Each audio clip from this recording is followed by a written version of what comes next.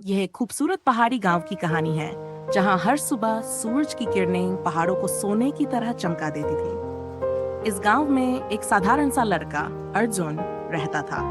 अर्जुन दिल का बहुत अच्छा और मेहनती था। वह अपने पिता के साथ खेतों में काम करता और हर शाम गांव की छोटी झील के पास बैठकर गिटार बजाया करता। उसी गांव में एक लड़की थी, नेहा।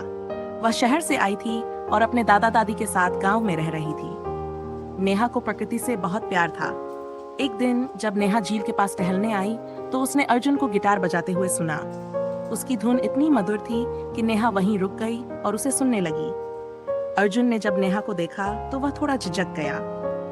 नेहा ने मुस्कुराते हुए कहा, तुम बहुत अच्छा गिटार बजाते हो, क्या मैं भी सीख सकती हूँ? अर्जुन ने धीरे से सहमति दी और दोनों का मिलना जुलना शुरू हो गया। गिटार सिखाने के बहाने दोनों के बीच दोस्ती और फिर धीरे धीरे प्यार गहरा होने लगा। नेहा अर्जुन की सादगी और उसकी आंखों में बसी सच्चाई को पसंद करने लगी। वहीं अर्जुन नेहा की हंसी और उसकी खुशमिजाज फितरत से मोहित हो गया। लेकिन उनकी कहानी में एक मोड़ आया। नेहा के माता पिता ने उसे वापस शहर बुला लिया। नेहा और अर्जुन दोनों के लिए यह खबर दिल तोड़ने वाली थी। नेहा ने जाने से पहले अर्जुन से वादा किया, मैं जल्द ही लौटूंगी, बस हमें अपने प्यार पर विश्वास रखना होगा। अर्जुन ने नेहा के इंतजार में हर दिन झील के पास गिटार बजाया। वह उम्मीद करता रहा कि एक दिन नेहा लौटेगी। महीनों बाद एक दिन सूरज डूबते समय नेहा झील के पास खड़ी थी। उसके हाथों में वही गिटार था जो अर्जुन ने उसे सिखाने के लिए दिया था। नेहा ने मुस्कुराते हुए कहा, क्या तुमने सच में सोचा कि मैं लौट कर नहीं आऊंगी? अर्जुन ने नेहा को गले लगा लिया और उनकी आंखों में आंसू थे, लेकिन उन आंसुओं में खुशी थी। इस तरह उनके प्यार ने दूरियों और कठिनाइयों को पार किया।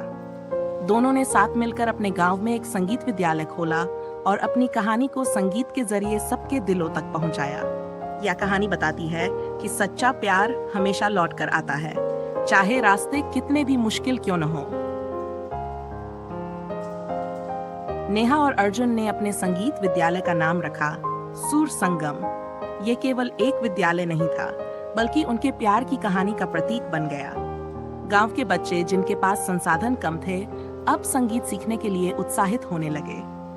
अर्जुन और नेहा ने हर बच्चे को बिना किसी फीस के संगीत सिखाने का निर्णय लिया। धीरे धीरे उनकी मेहनत रंग लाई। गांव में संगीत का माहौल बनने लगा। लोग उनके गानों को सुनने के लिए दूर दूर से आने लगे। संगीत के जरिए वे न केवल अपने प्यार को जीवित रख रहे थे, बल्कि गांव की संस्कृति को भी संजो रहे थे।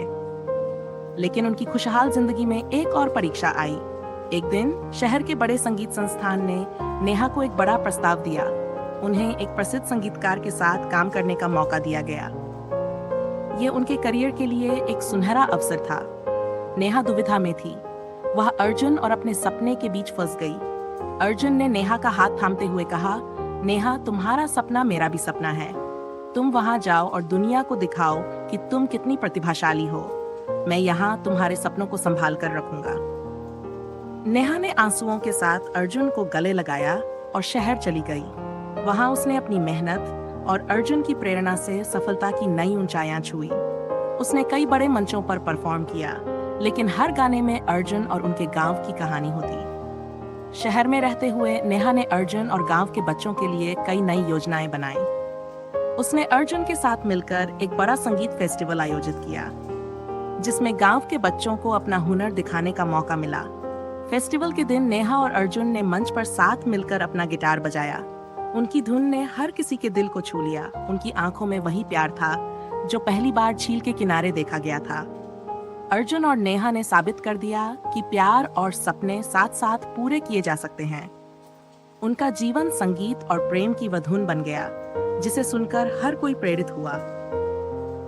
सुर संगम अब न केवल एक विद्यालय बल्कि एक आंदोलन बन चुका था, जो हर दिल में संगीत और प्यार का दीप जलाने का काम कर रहा था।